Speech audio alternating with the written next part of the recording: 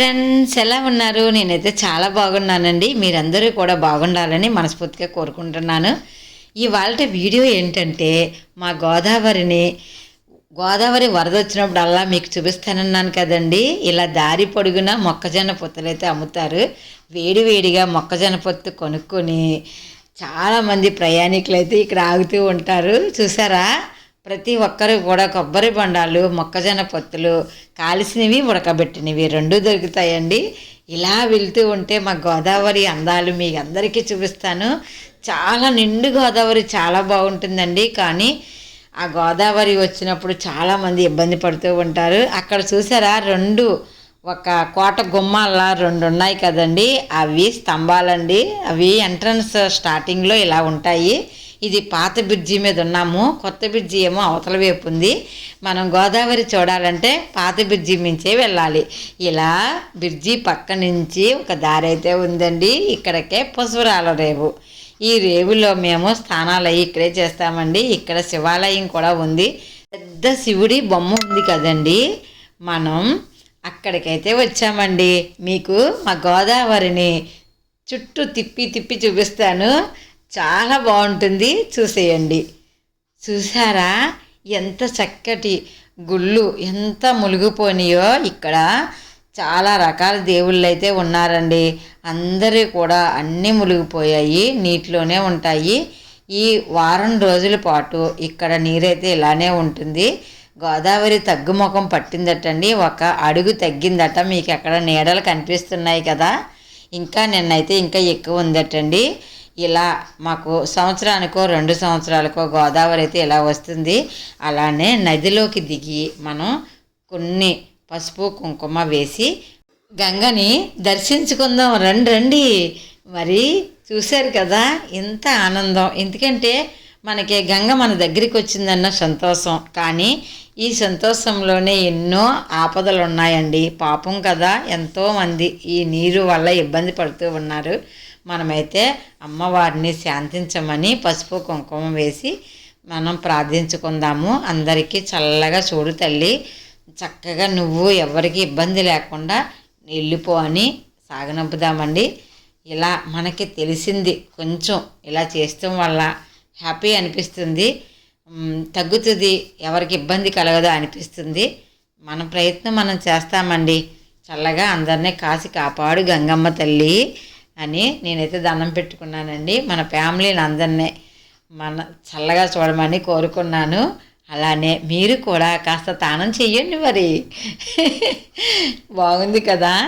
ఇలా గోదావరి ఏ పండుగ వచ్చినా సరేనండి, మేము గోదావరికి వచ్చి తానం అయితే చేస్తాము. చాలా బాగుంది. అయితే ఎంతో దూరం వెళ్ళి చెయ్యాలి, కానీ ఇక్కడ దగ్గరగా వచ్చింది. మావారు అంటున్నారు, నేను ప్రతిరోజు నీళ్లు తానం చేస్తున్నాను, నా మీద వేస్తున్నావేటి అంటున్నారండి.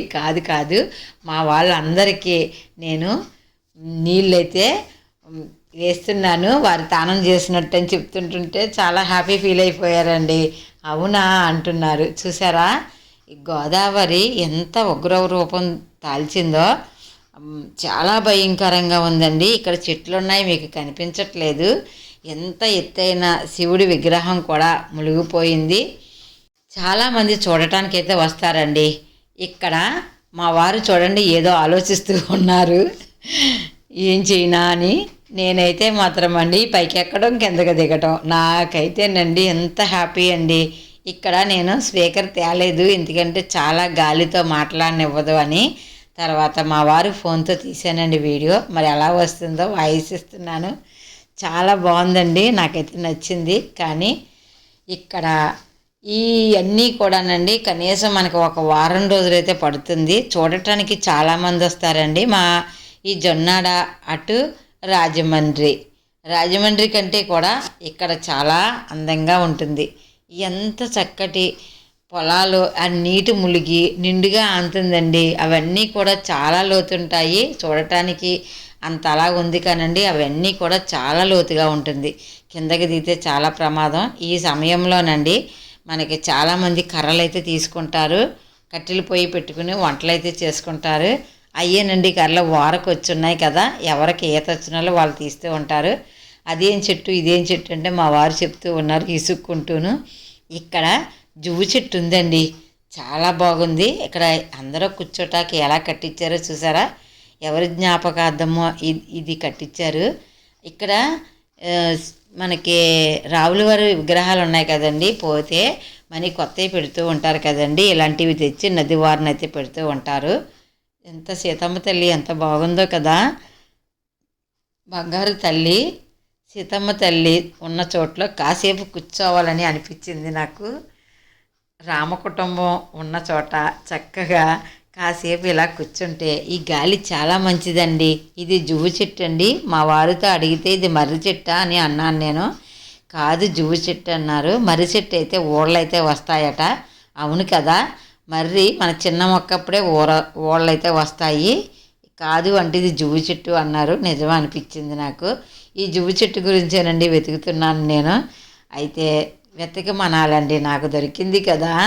ఇక్కడ ఈ చుట్టుపక్కల చిన్న చిన్న మొక్కలు ఉంటాయి, చూడమనాలి మా వారిని. నాకు చిన్న కొమ్మ అయితే విరుసుకుని వచ్చాను కానండి, బతుకుతుందని అనిపించలేదు నాకు.